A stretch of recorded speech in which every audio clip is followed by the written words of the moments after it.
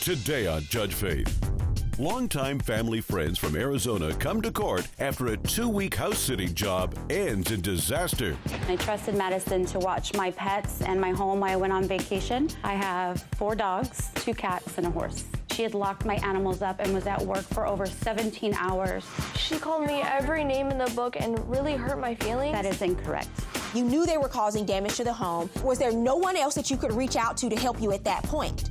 And later, a city bus driver demands payment from her former friend with benefits after the bicycle she lent him was stolen.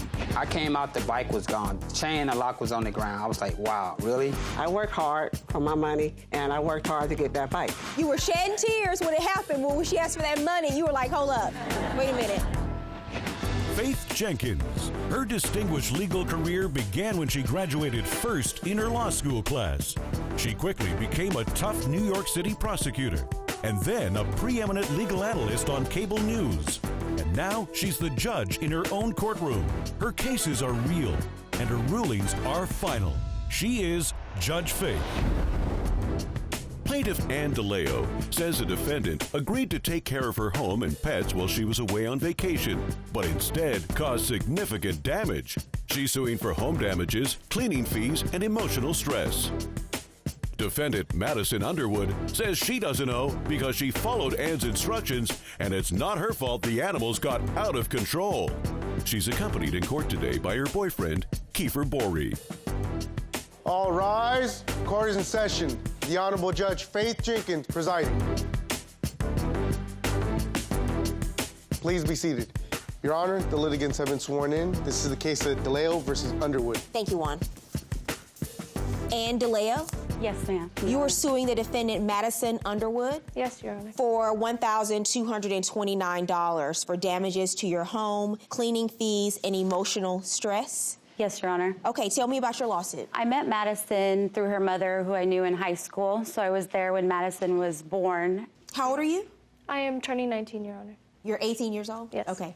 I've known her family for well over 20 years, and I trusted Madison to watch my pets and my home while I went on vacation. Now, had you had her to watch your home or your animals before, your pets before? Yes, she used to actually come over and help me with my horses. How many pets do you have? What were you asking her to do? Quite a lot. I have 4 dogs, 2 cats, and a horse. And how long were you going to be away on vacation? 15 days. 15 days? Yes. That's a lot of responsibility for an 18-year-old. Yes. And were you hiring her to do this? She was doing it as a favor, and in exchange she was going to live in my home, but there was no agreement. There was no agreement. Yeah. Okay, and what did she have to do? I have instructions, Your Honor. Okay. And let's pull this up so we can see. So these are the instructions that you left. They are. So let me just talk about this. You have Zeus, Zelda, Jasmine, and Duke. Those Yes. are the dogs. Yes, Your Honor. Zeus is extremely animal aggressive with new animals. He can go to the bathroom by himself or with Jasmine. Zelda can't be fed with any of the dogs. She can't play with toys around other dogs. Yeah. Jasmine, you have to feed her right next to the pantry door. Duke, he will try to get away from you even if you're trying to be nice. These are just a few of the rules. Because you're suing now for damage to your home while you were away. What happened? My bathroom door in my bathroom was ripped completely down from above the door handle, and I do have photos if you would like to see those. So as you can see there, all those pieces on the ground are my bathroom door that were pulled down. There was urine and feces everywhere. I don't know first if it was my pets. I just know that I came home to damage in my home. Well, you don't think Madison chewed on the bathroom door, do you? Well, no, Your Honor.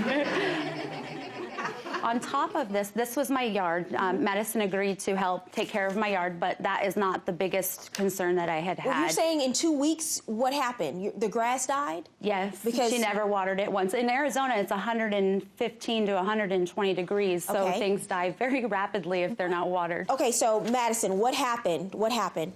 At first, everything was perfectly fine. I was always there, and then towards the last week is when I started working. Well, did she know that you were going to work and going to Yes, have a job and be away from the house? Yep, everything was perfectly fine, and then once I started working is when little things would happen, because of course I wasn't there. At first, it started with the corner of the wood bed being chewed up, which he's done it before, which she told me about. And then it started off with blinds, but it really wasn't anything that was big. Which animal did that? Duke, the Great Dane. And that's Duke. And then towards the last few days is when he started tearing up my clothes, and he started tearing up the bed sheets and all of this stuff. Were the two of you in communication during this 2-week period? Yes, Were you telling her these things were happening? Yep, I told her everything. I would even send her pictures of me with her animals, so she, of course, knew that everything was fine. And did you water the grass? I did. I even have her neighbor, who is a man that lives behind her, who owns the stables. He even was out there some mornings and some nights with me as we were watering the grass when he was feeding the horses. Okay, and what are you a witness to, sir? The day when the most damage was done to the bathroom and everything, that's when I saw all the damage. The day prior when the day that she first went there, Which was she the showed 11th me, of June, Your Honor. yes, she showed me all the damage. She lifted up the carpet that was already previously torn up a little bit. She showed me all of that. And then the day that we came home when Duke was in the bathroom, I saw all of that. If I may say real quick, Your Honor, they make it sound like my animals destroyed my home.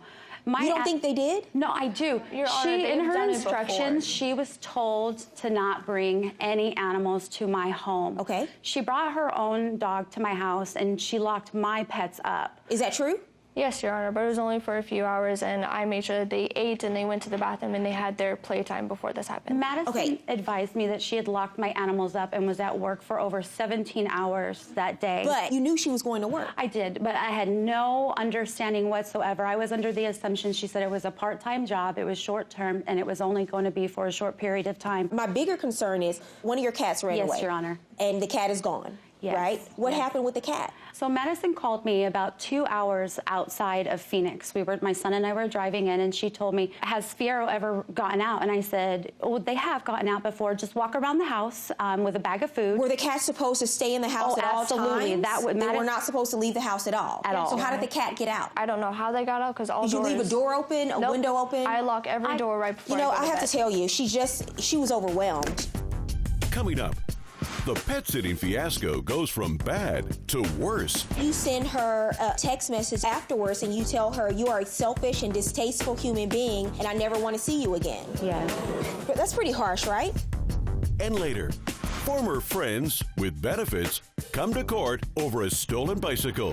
If you use it and you're responsible for it, you should pay for it if something happens. Are the two of you still friends? Plaintiff Ann DeLeo says Madison was a horrible house sitter. She's suing for home damages, cleaning fees, and emotional stress. Defendant Madison Underwood says she doesn't know because she did her best to follow Ann's complicated instructions. If you want to have someone have this job for 2 weeks and abide by Right. all of these rules, you probably need a professional and not an 18-year-old neighbor. I wouldn't have any 18-year-old take care of anything of any importance to me for any significant amount of time, much less my animals that I love so dearly, and you have 6 of them living in the same home with these instructions. She didn't cause the damage, your dogs did. In order for me to find that she's responsible for damages to your home after doing you a favor and trying to house sit, trying to pet sit, I'd have to find that she did something intentional. It sounds like you were just overwhelmed. You didn't know what to do. There were too many animals. You had to go to work, and this is what happened. And then you send her a text message afterwards, and you tell her you are a selfish and distasteful human being, and I never want to see you again. Yes. But that's pretty harsh, right? I was very upset. She didn't offer to help anything. She left me in complete unaware of what happened to I my left animals. you because you were talking about me on your phone to one of your friends. That is incorrect. She called Your me Honor, every name in the book and really hurt my feelings. That is incorrect. But let me say something to you, Madison. When you knew you were going to work and Duke had to be locked in the bathroom for all of those hours, at that point, you knew that you could not take care of the animals anymore. You knew they were causing damage to the home. Yes, Your Honor. Was there no one else that you could reach out to help you at that point? Your Honor, I left in the instructions people for her to call. My landlord's phone number is on there. He lives right was behind for me. emergencies. My friend Erica's phone number is on there.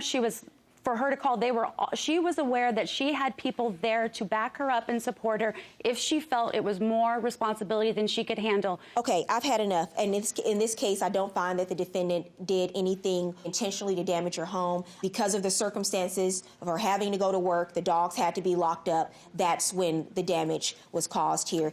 You don't get pain and suffering. We love our pets. We love them dearly like our children, but under the law, they're viewed as property. You don't get pain and suffering when you lose property. I think it's an unfortunate circumstance, but I think that when you have this many animals, 6 animals, and they need the kind of care that you described in the letter that you gave to Madison in terms of taking care of those animals, you have to have someone, because I read in your statement that she had problems finding people to watch her pets because people didn't want to do it. No, that's not correct. And because of... At my graduation, there was a party that we went to where we had cake and everything like that, and I had at least, I don't know, maybe 10 people around me that heard her say that she had multiple problems finding friends, finding family members that would watch her animals for her, that I was her last resort to watch them. Because it'd be different if you called, you know, the teenager from around the way, hey, I'm going to be gone for 2 weeks, go to the backyard, throw some food out there, the dogs will go eat, and then go on your merry way. But you didn't. You needed 24-hour care 7 days a week for 2 weeks. But and you wanted her to do that for free for no money. No, that's not what happens here. You needed to hire a professional, and you didn't. So you get what you pay for. Judgment in this case for the defendant. Thank you.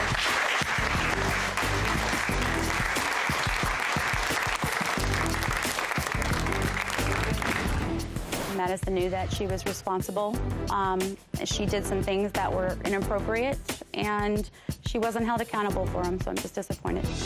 We could have easily just had a talk like adult to adult since I'm 18, and it would have been resolved so much quicker and so much easier. We're always interested in what you have to say about our cases. Write us with your thoughts or comments. You can find us on Facebook, Twitter, or my Instagram. I look forward to hearing from you. Plaintiff Diane Wren says the defendant was using her bike when it was stolen and is refusing to get it replaced. She's suing for the value of a bike. Defendant Marcus Wine says he doesn't think he owes because he had the lock on the bike and it wasn't his fault it was stolen. Diane Wren? Yes, Your Honor. You are suing the defendant Marcus Wines. Yes, Your Honor. For $600, the value of a bicycle. That's correct. Okay, how do you know Mr. Wines? We met on a bus. I drive the city bus. Okay. He boarded, found out that we have a friend in common that drives the bus. So we was talking about that. Then we started talking about exercising. We exchanged numbers. I was supposed to go walking with the young man. And he's into exercise, and that's what I was looking for. So you boarded the city bus. Yes, Your Honor. And you said, wait a minute, hold on. I can't walk past the bus driver without me getting to know who this woman is. Well, actually what happened was this particular day was, I don't know the exact date, it was about a year ago. And midway through the ride, I moved closer to her, so we started talking. And so then she let me off the bus, and then I rode her bus back. So that's when I got her number. Conveniently, yes. You got on the same bus. That Yes. was not planned. No, it's not planned at all. Did you text her or call her? First conversation was text. I thought you was a little old school. I thought you were going to say you actually picked up the phone and called, because, you know, people don't do that anymore. Well, that's actually, okay. after initially we meeting and texting for a while, we started talking and she started coming by, so it started to open up a little bit. So what ends up happening? Because now you're suing him. Right. What happened? Well, after we started hanging out for a while, he had his daughter's bike, which was an older bike, and I had my bike. We decided to go bike riding one day, and when I went over there, he was like, oh, let me see your bike. So he rode it up the hill, down the hill, no problem, because he's fit and he could ride a bike with no trouble. About a month or two later, whatever, you know, we were still hanging out, and I took the bike back over there. We went riding again, and I'm like, well, you know, if you want to keep the bike for a while and use it, since you're more into it than I am, because my schedule had changed at work, so I wasn't able to use the bike as much as I wanted to. So when was that when you offered to let him keep the bike? Probably around October. Around October. He could keep it, he could use it. He could use it, yeah, Ride it because whenever he I wanted built to. that trust with him that, you know, it wouldn't have been a problem. What kind of bike was it, ma'am? It was a Specialized Vita. I submitted a photo. Oh, that's you on the bike? Yes, my daughter took that picture while she was in the car. So it's a nice bike. It was. Is that you, it was sir? a nice bike. Yes. Okay.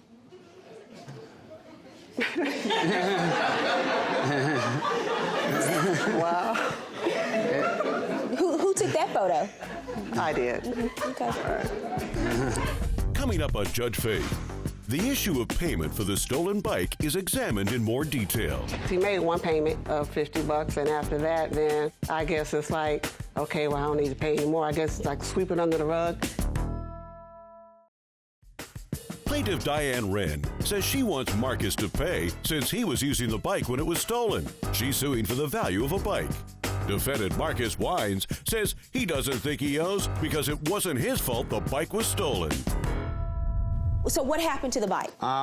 Your Honor, on this day, I decided I was going to go to Ralph. I had a chain. She knew I always chained the bike up. Yes. I would never go anywhere without chain up. Ralph's is a grocery store. Yes. Chain it up, put the front tire in the bike rack, like you normally do. So I took the chain, I went inside the bike rack, attached to the rim of the tire.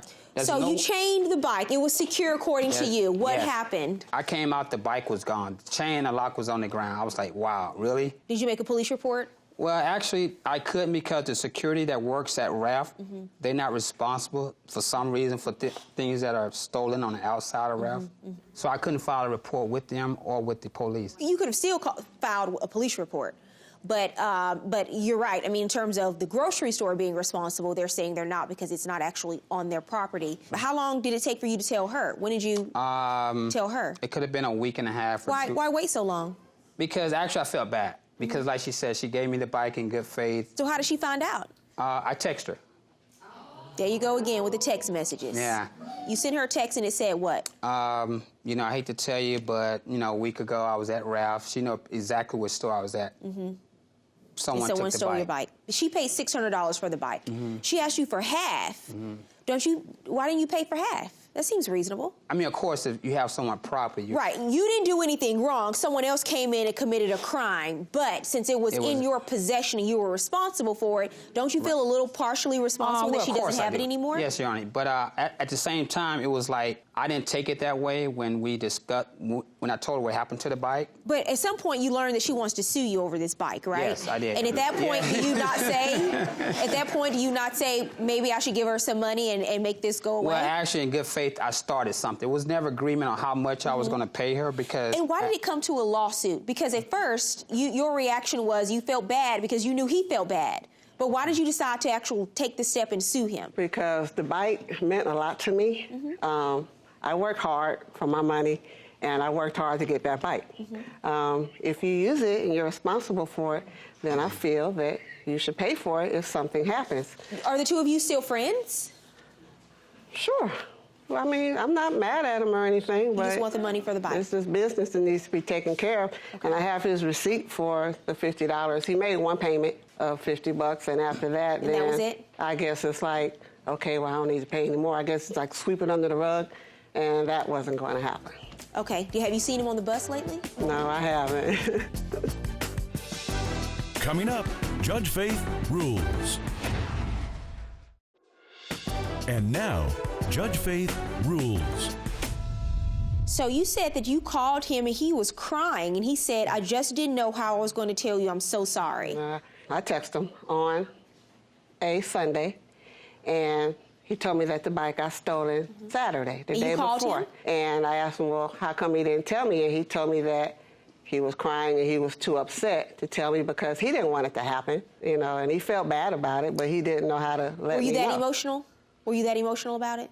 Sure. It was, you know, because I felt I was obligated. I had the bike in my possession, and but not obligated to pay that $300. You got you dried those tears real fast. You were shedding tears when it happened. When she asked for that money, you were like, hold up. No, actually, I never everything dried up then. Actually, $300 never came into play. I don't know where the $300 came in at. Okay, I want to order you to pay the $300 she's asking for, sir. I think that's fair. You did start making payments to her, so the two of you came to some kind of agreement. So I'm going to order you to pay the judgment in her favor, $300, which is actually the current value of the bike in its depreciated value. Right, that's fine. Okay, so judgment for the plaintiff, $300. Good luck. Thank you.